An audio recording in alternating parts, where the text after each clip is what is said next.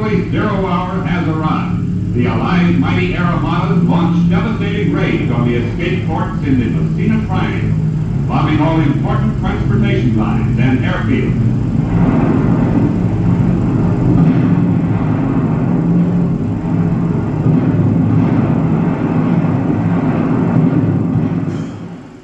General Bernard Montgomery tells his 8th Army Canadian troops they'll never stop until they reach Germany. Allied grand strategy against the fortress of Europe is about to be revealed.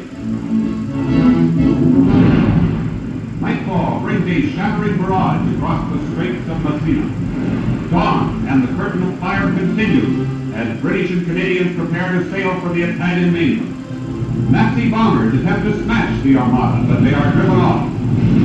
The sky is filled with steel as plane after plane fails to break through the withering barrage.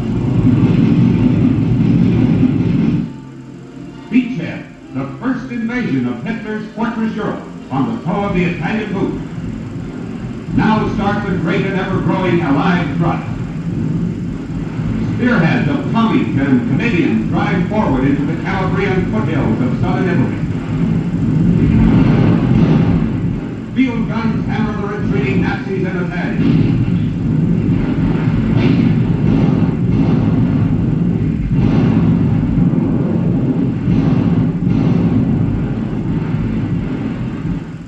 Suddenly Mussolini, the sawdust Caesar, is kicked out of power. His balcony empire collapses.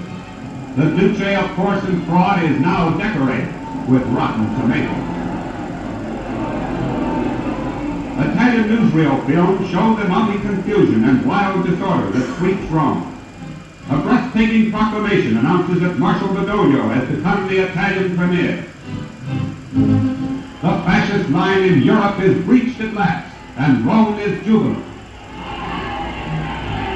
Symbols of fascism everywhere go crashing to the ground. While all Italy is in a turmoil, the American Fifth Army boards landing crafts and ships of a mighty armada at an Allied port on the eve of an epic struggle, a valiant crimson page in American history. The great convoy moves toward the Italian mainland.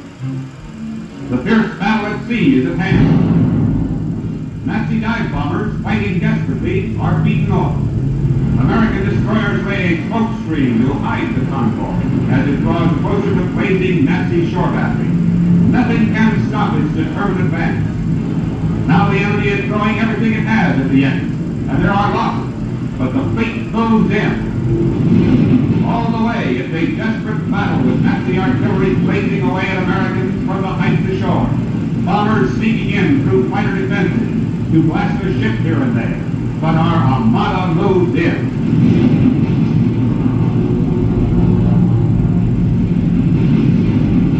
The usually peaceful blue sky over the Mediterranean provides a background for the fantastic spectacle of bombs and fire.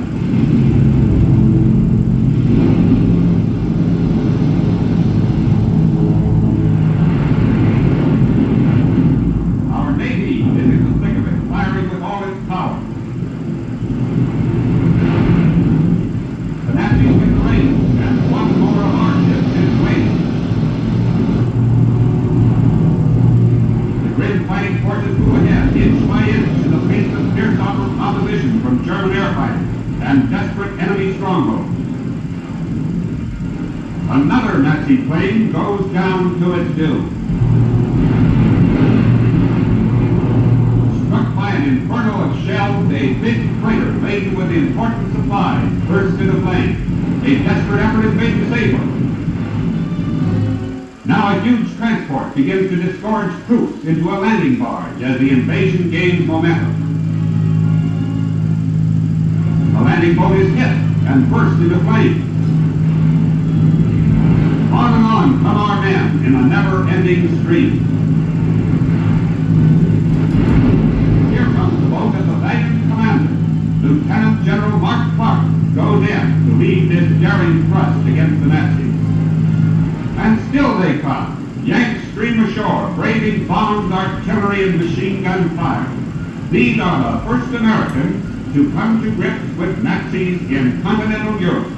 Their backs are to the sea. The Nazis have their backs to the wall. Landing boats rush in with the tools of war. Munitions and supplies of every description pour into the beachhead. Suddenly, the entire world is electrified by a startling announcement from Allied headquarters. This is General Dwight D. Eisenhower, Commander-in-Chief of the Allied Force. The Italian government has surrendered its armed forces unconditionally.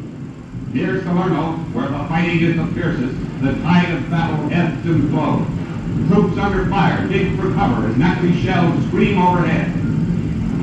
Now the tide of victory is rising as our flyers form a protective cover over our advancing troops. Our valiant Fifth Army moves inland as the retreating troops of Field Marshal von Kesselring start what Berlin calls a disengaging action. General Mark Clark disregards personal safety to enter the thick of battle. German armored divisions make the Americans pay for every foot of ground. The battle shifts to the Mediterranean, where General Eisenhower boards the flagship of Britain's Admiral Cunningham. Word has reached the commanding general of the surrender of the Italian fleet. An historic hour has arrived. The Italian Navy has escaped and is steaming to an Allied port with surrender signals flying. 108 ships surrendered to the Allies, including more than 50 submarines. An Italian submarine arrives with its crew and its mascot, happy to have reached safety. A British skipper goes aboard to welcome its commander. On comes the Italian Navy, a gigantic armada of fighting ships, ships that made a clean getaway despite German vigilance. The Allied commanders are jubilant. They have a reason to be. Italy now aids the Allied cause by freeing a powerful navy for use elsewhere in the global war. While the fleet is surrendering, American troops are fighting desperately. General Clark piles into a jeep to reach the front line. American artillery is in action and pounding enemy positions with unrelenting fury.